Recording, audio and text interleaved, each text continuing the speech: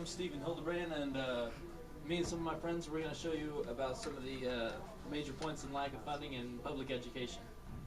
Get to the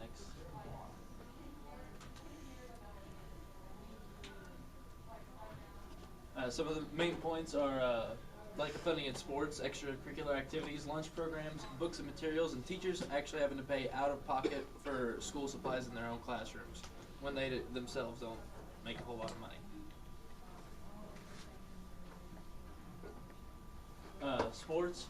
A couple years back in Rockford, Illinois, the whole school district completely cut everything out of their entire school funding that was not academic based, and because of that, they had a crime spike, and a major crime spike at the time. A lot of kids dropped out of school, and there's not. And today in Michigan, there's 126 schools that have completely cut out funding for sports programs and make any kids that want to play sports pay money, and it's almost $300 a kid to play sports.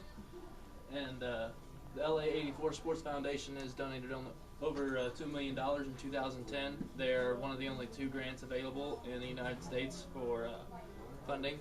The one from the government will only allow funding if you have top-of-the-line teachers and equipment. And so it is important to know who's in charge of your school's athletic programs and make sure they're up to date in their knowledge, and that's really the only way that you can better your school's funding for sports.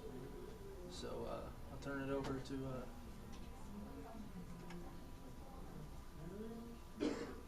Going off of sports, more extracurricular activities are band, choir, the drama department, all of these fine arts programs. In Granite City, the school board cut half of their band directors that they had, half of the PE teachers. They had a couple of truancy officers that they cut, a Spanish teacher and a reading specialist, all to save money, and so that they're able to provide for some of these programs. It's also come to the point where the parents of the kids have to pay for their kids to be in band, to be in choir, to be in drama. And it ruins the experience for both the child and the parent when something like this has to be provided out of pocket. Especially some of these families are for low income, so they really don't have the money to even put forth for this. Now, some of the ways that we can help for these programs is we can talk to the boosters about fundraising. You know, car wash, a pie in the face, a pie auction were some of the ones that I did through my high school experience. Another one that somebody else had thought of is possibly selling tickets to these concerts to try and help raise money for either the instrument repairs, the instrument themselves, costumes, even the regular fees that these parents are having to pay. So now to finally turn it over to lunch programs.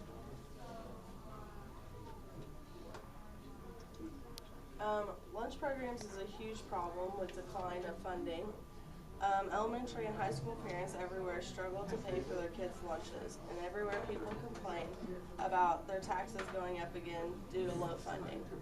Funding started to be a problem way back in 1936, but just last year alone, over $16.3 billion was given out by the government for high school and elementary meals, which includes lunches, snacks, and breakfast, not just lunches. In 1936, the Commodity Donation Program was invented or passed as a law for the schools to be able to cut back on funding to help the kids pay for their lunches. In 1946, the National School Lunch Act actually was passed to improve child nutrition, which started the free lunch program for children. In 2010, the Health, Hunger, and Free Kids Act was passed by Michelle Obama, which has tremendously cut back on funding because lots of kids don't like to follow that program because it's healthier choices. And when the kids don't eat when kids don't eat the food at the schools, the funding is cut back. When they do eat school lunches, 30 cents is paid by the government per meal if the kids have to pay for their lunches. $3 is paid to the schools for kids that get free meals. But if the schools decide not to go through the Health, Hunger, and Free Kids Act, they lose $150,000 a year in funding just by not following the stipulations of the guidelines of that. More families are also receiving free meals.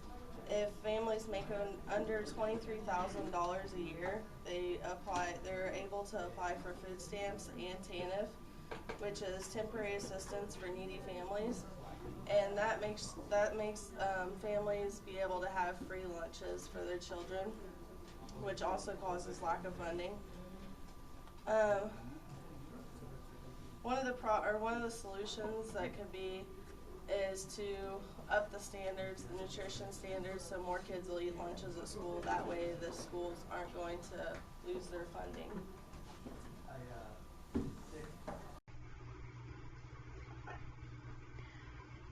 I'm going to tell you about books and material costs for schools.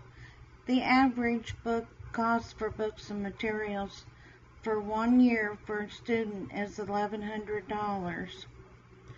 And that's just for books and materials. That's not counting other charges.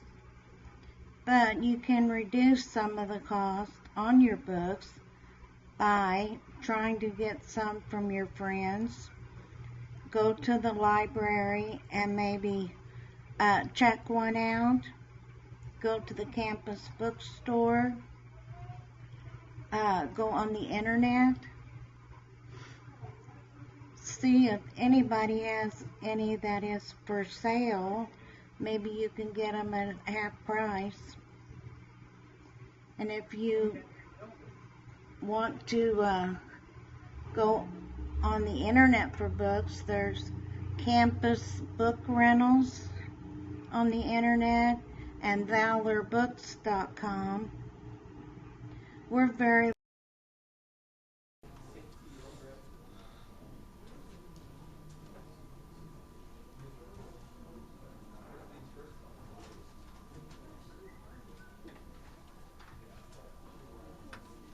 In the past years, teachers weren't expected to pay out of pocket for supplies for students. With the state that our economy has been in, budgets have been cut and it has affected the school system. Teachers have to pay more money out of their pocket for supplies. According to Linda Garcia, the president of the National Education Association, some teachers end up paying $400 to $1,500 out of pocket every school year.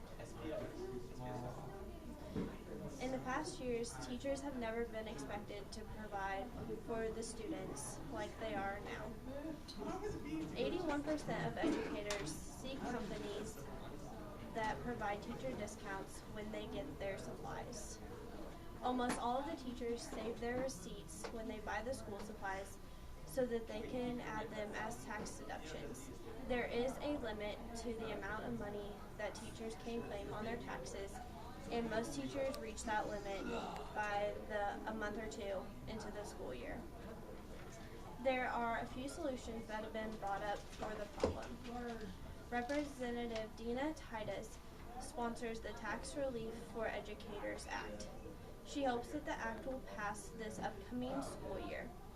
With the act, it will double the tax deduction from $250, which is the current amount of money teachers can deduct, to $500. There are other solutions too. The Omaha, Nebraska School District wants to increase the supply budget for the teachers. They hope to get more money into the classroom so that the teachers don't have to buy more supplies for the students. The teachers should only have to buy supplies that they think they need in their school, in their classroom, not for the students that can't afford them. A lot of teachers spend the majority of their paycheck on their school supplies, And there are a lot of organizations like the Omaha School District and the Dina Titus Act that are wanting to find a way to help teachers. And hopefully by the beginning of the 2015 school year, there will be a solution so the teachers won't have to pay so much out of pocket.